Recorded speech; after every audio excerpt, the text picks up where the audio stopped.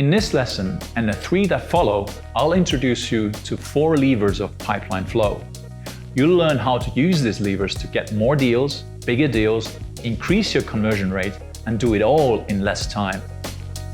How to add more deals. The first lever, adding new conversations, is the fuel that keeps your sales pipeline engine running.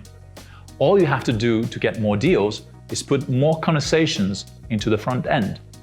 The reality is that most salespeople think they've reached their maximum capacity and they can't add more deals, but that's not actually true. Here are 3 steps to having a healthy sales pipeline flow. 1.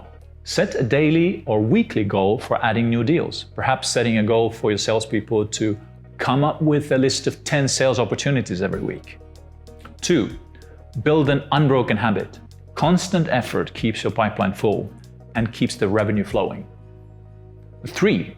Get creative about how you make your weekly list. Here are some suggestions. Ask for a referral from existing customers, and even from those who do not buy. Get in touch with people you haven't spoken to for 3 to 6 months, including those who said no. A lot can change over time. Keep an eye out for what your contacts are doing. Often job changes can be a good excuse to start a short conversation.